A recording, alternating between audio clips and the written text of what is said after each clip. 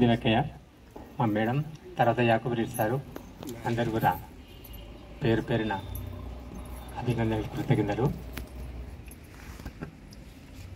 ఇందాక కిషన్ రెడ్డి సారు చాలా విషయాలు చెప్పారు. వారికి మా మధ్య మార్పు కొంచెం తక్కువ అనేది, కానీ నాకు అంతకంటే కొద్దిగా మధ్య మార్పు ఇంకెక్కువ. కాబట్టి నేను పేపర్ చూసి చెప్తా, ఏమనుకోదు.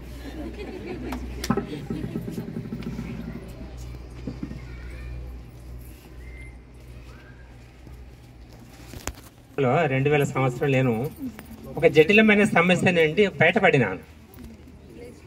అయితే ఆర్థికంగా కూడా కొంచెం వెనుకబడినాను. చిట్ ఫండ్ కడుతున్నాను.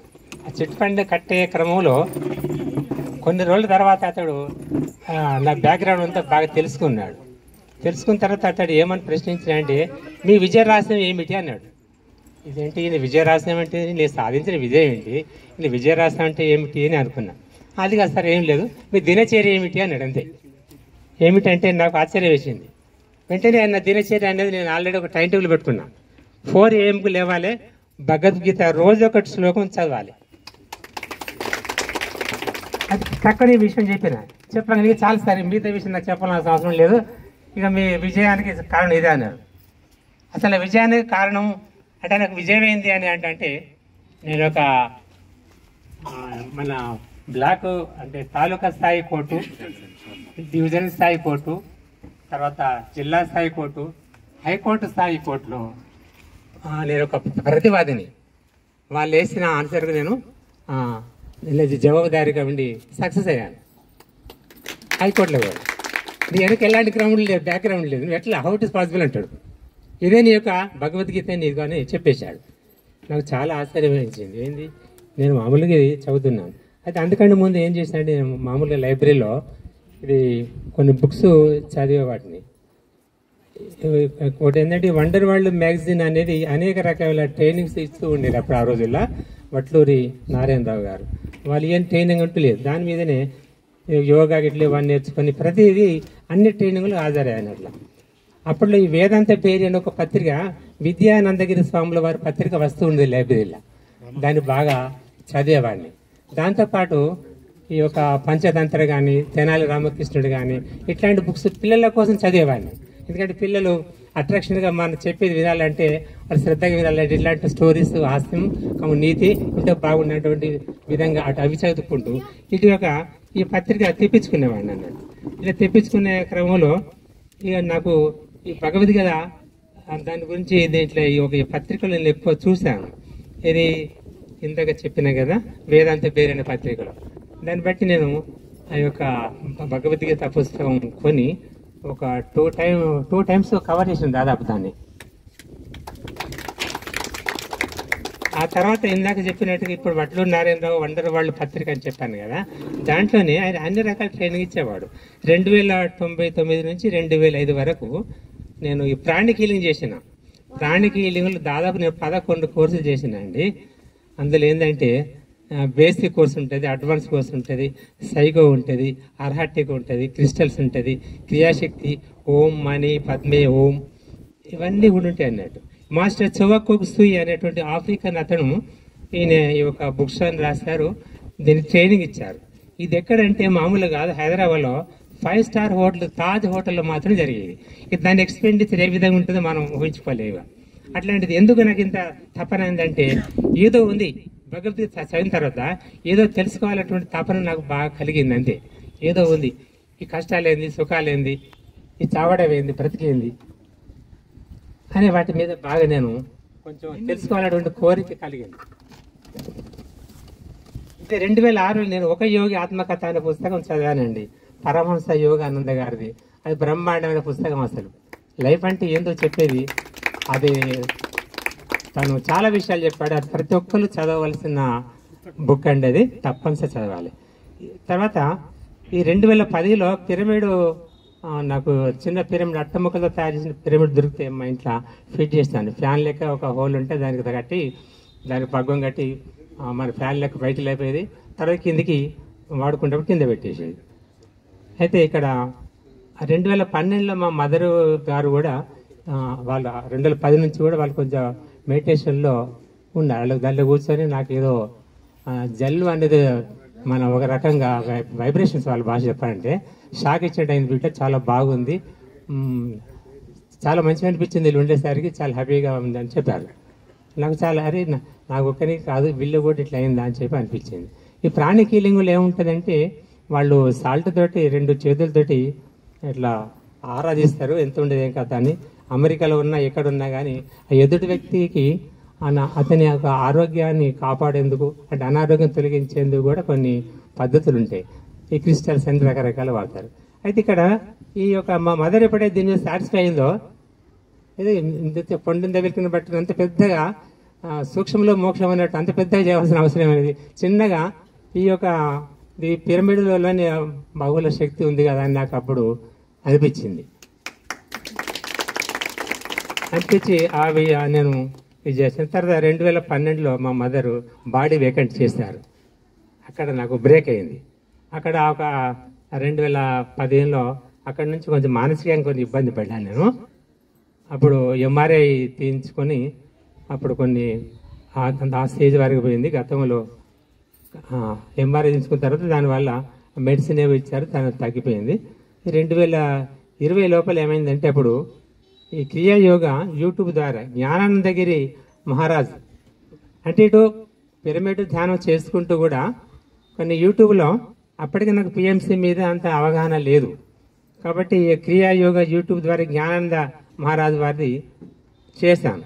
తర్వాత 2020లో శివోహం ఎస్కేఎస్ లెవెల్స్ 1, 2, 3, 4 వరకు చేశాను. నెంబర్ 5 చేద్దామంటే అప్పటికి అది కరోనా టైం వల్ల వాయిదా పడింది, అది చేయలేకపోయాను.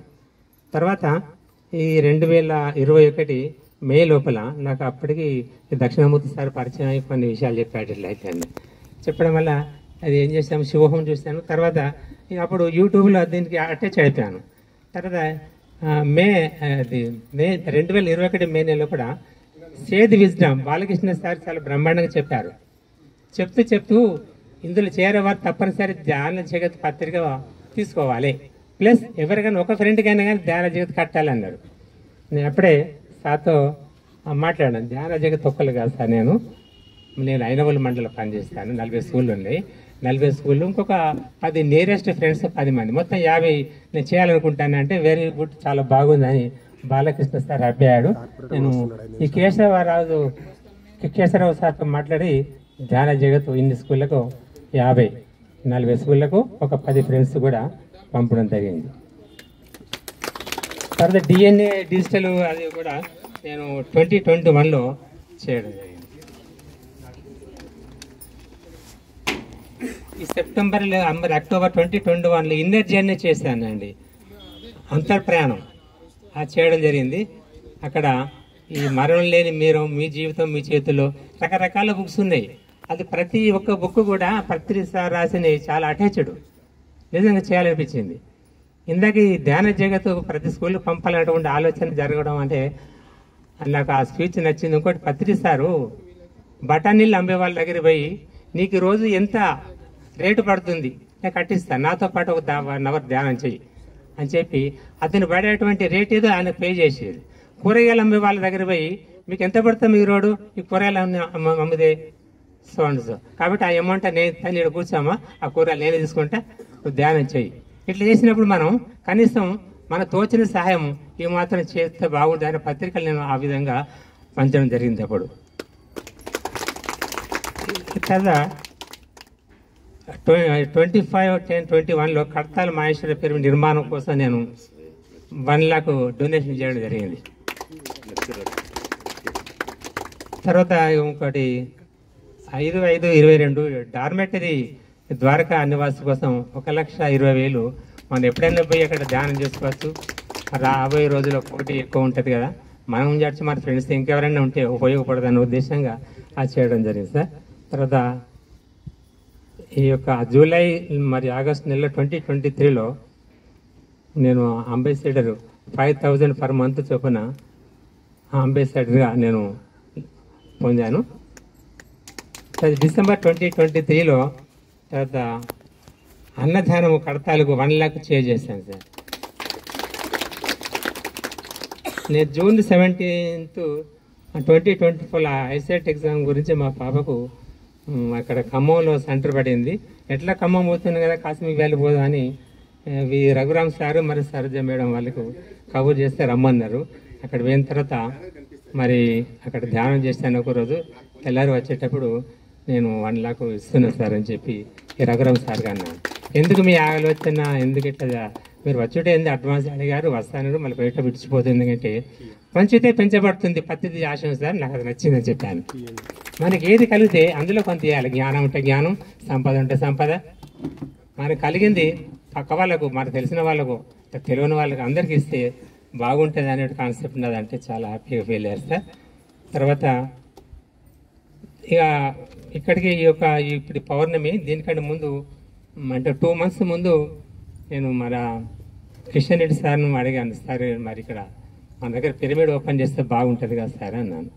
జనవరి అయితే బాగుండు అంటే, సార్ నా రిటైర్మెంట్ డిసెంబర్లో ఉంది సార్, మరి కాబట్టి ఇదైతే బాగుండు అంటే 15th కావాలి సార్ నా కోరిక అంటే, వెంటనే సారు మన పిరమిడ్ మాస్టర్లు ఎవరైనా ఇస్తానాలేనో అనద్దు, దానికి 100% సారు ఫాలో అయ్యారు.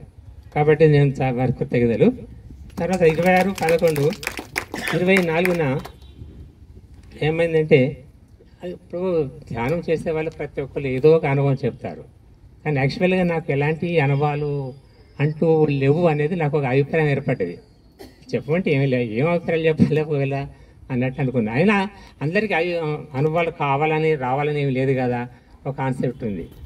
అది అనుకుని లేదు. 26/11/24 ఏమైందంటే, నాకు ఇది ప్రకటించిన తర్వాత ఒక 20 days నుంచి నడుములో నొప్పి వచ్చింది. నొప్పి వచ్చి కొంచెం ఇబ్బంది పడుతున్నా. ఈ క్రమంలో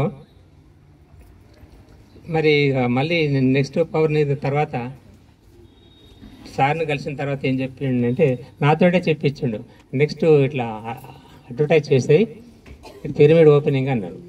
అన్న తర్వాత సరే అని చెప్పాను. చెప్పిన తర్వాత ఒక 15 days ఇందాక చెప్పినట్టుగా నడుములో కొంచెం ప్రాబ్లం అయింది, నొప్పి వస్తున్నది.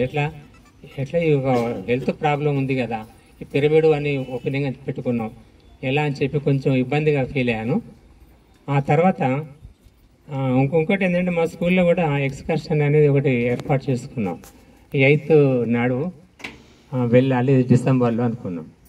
దానికంటే ముందు ఏమైందంటే, ఈ 6వ తారీఖు నాడు మనం 26వ తారీఖు 11 నాడు మేము డాక్టర్ను కలిసాను. కలిస్తే నువ్వు ఒక 10 years బ్యాగు ఎంఆర్ఐ తీసుకున్నావు కదా, మళ్ళీ ఒకసారి ఎంఆర్ఐ తీయించుకుంటే చెప్పగలం, నడుము నొప్పి అంటున్నావు చెప్పి అన్నారు. ఒక 5 days రాశారు.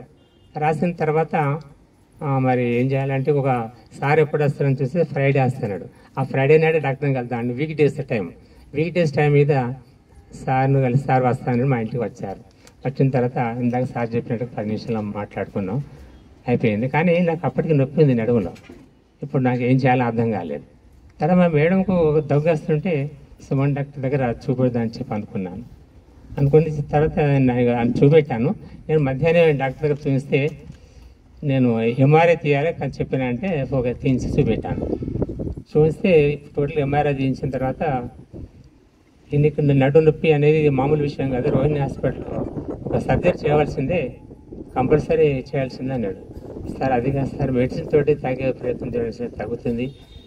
ఓంప్రకాష్ సార్ పేరు, మన వాళ్ళకి అందరూ తెలిసి ఉండే famous doctor, neuro physician sir. అన్న తర్వాత ఇక ఇంకో జూనియర్ డాక్టర్ ఉంది, సార్ చెప్పింది నమ్మవాని, ఇది ఎట్లుంది చూడు, ఈ పైన ఎట్లుంది, సైడ్కి ఎట్లా ఎంత క్రాస్గా ఉంది, అది ఏమాత్రం తగ్గే అవకాశం లేదు, ఇది మనం ఫిజిషియన్ చేసే పని కాదు, కంపల్సరీ సర్జరీ చేసుకోవాలి అన్నారు. సార్ నువ్వు ఎంతకంటారు కాబట్టి 15 days మందులు రాస్తున్నా, కానీ నువ్వు ఆపరేషన్ చేసుకోకుండా మాత్రం బాగుండని చెప్పాడు. అంతకంటే ఎక్కువ నేను డాక్టర్ సార్ని అడగలేకపోయాను. అయిపోయిన తర్వాత సాయంత్రం సుమన్ సార్ దగ్గర ఆ మేడం చూపించిన మెడిసిన్ తీసుకున్నాడు. సాయంత్రం సార్ అయిపోయింది. మధ్యాహ్నం నేను ట్రీట్మెంట్ తీసుకున్నాను, సాయంత్రం మా మేడం. 2 అయిపోయింది. ఇంటికి వచ్చిన తర్వాత టాబ్లెట్స్ నేను వేసుకున్నాను, పండుకున్నా, మా మేడం కూడా వేసుకున్నారు. midnight 11:30 ప్రాంతంలో మా మేడం బాగా దగ్గుతున్నది, విపరీతంగా, మామూలుగా దగ్గు కాదు ఇక. అయితే ఈమె దగ్గు భరించలేక మా పాప కూడా వేరే కాడ బెడ్ పండుకున్న దూరంగా ఇంకో రూమ్లో. అట్లాంటి పరిస్థితుల్లో నేను కూడా నిద్రభంగం అయింది. ఏమిటి ఎందుకు ఏం వేసుకున్న మందులు ఏం కదా అంటే చూపెట్టింది. ఈ 2 వేసుకో మర్చిపోయినట్టుంది, 2 వేసుకో అని చెప్పి టాబ్లెట్స్ ఇచ్చాను, వేసుకున్నారు. 11:30 వేసుకుని 12 వరకు అందరు హాయిగా పండుకున్నారు. నాకు పండుకోవడానికి నిద్ర పడడం లేదు సరే. మరి ఏమైనా పత్రిక చదువుదామంటే చదవాలనిపిస్తలే, కళ్ళు ముద్ర పడతాని పండుకోవాలనిపిస్తలే. ఏం చేయాలి? 12 o'clock ఇక ఇంతకంటే చిన్న పిరమిడ్ లోపల ఉంది, దాని చైర్ వేసుకొని కూర్చున్నాను అంతే. కూర్చున్న తర్వాత కాసేపట్లోనే కళ్ళు ముద్రపడ్డాయి. స్ట్రైట్గా అట్లాగే కూర్చొని పోయినా కాసేపట్లో శరీరం అంతా మొత్తం బండరాయిలకి అయిపోయింది. కళ్ళకుంట బ్యాక్ సైడ్ నొప్పి వస్తూ ఉన్నది. ఇది నొప్పి వస్తుంది అనుకున్నా. ఈ కాసేపటికి అట్లాగే ఉండగా ఒక 4 times గమనిస్తున్నా కట్టెపుల్లలు, చిన్న కట్టెపుల్లు విరిచేసినట్టు సౌండ్ వినబడింది. ఏదో జరుగుతుంది, ఇంకేమైనా అవుతుంది, అయింది అని చెప్పి అట్లా అనుకుంటున్నా. తెలుస్తున్నదే కానీ ఎక్కడో ఉన్నా. అట్లా కాసేపు అట్లే ఇక మనం అదే ఆనందంలో ఉన్నా. ఇక నేను ఎట్లా ఉన్నానో నాకే తెలియదు. సైలెంట్ అయిపోయిన బండారీ లెక్క ఉండిపోయాను. కాసేపటికి 4 o'clock నేను రెగ్యులర్గా లేసే టైం 4 o'clock అలారం మోగింది. అలారం మోగింది కదా చూసేసరికి టైం 4 అయింది. ఏంటిది ఇట్లా అయిందండి? చాలా యాక్టివ్ అనిపించింది మైండ్ సెట్ నాకు.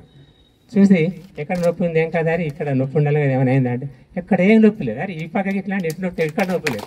ఏం జరిగింది? అబ్బా ఎక్కడ నొప్పి లేదు. ఇంత ఈజీగా ఎట్లా అయిపోయింది? సర్జరీ కంపల్సరీ అండి. రిపోర్ట్ ఉంది క్లియర్గా, ఫోటోలు ఉన్నాయి, MRI. అయినా కానీ ఎట్లా జరిగింది నాకు ఆశ్చర్యం వేసింది. ఆ విషయం తెల్లారం మా ఇంట్లో కూడా చెప్పలేదు. కానీ నేను అనుకున్నా ఆ రోజు మా ఇంటికి వచ్చింది కిషన్ రెడ్డి సార్ కాదు, కిషన్ రెడ్డి సారే, కానీ వాళ్ళ ప్లేస్లో పత్రిజీ వచ్చాడు అని అనుకున్నా. 3వ రోజు మా మేడంకు చెప్పిన, చాలా హ్యాపీ అయ్యారు, మా పాప కూడా హ్యాపీ అయ్యారు. ఇది అనుకోకుండా జరిగినటువంటి విషయం సార్. థ్యాంక్ యూ సార్, నాకు ఈ అవకాశం వచ్చినందుకు.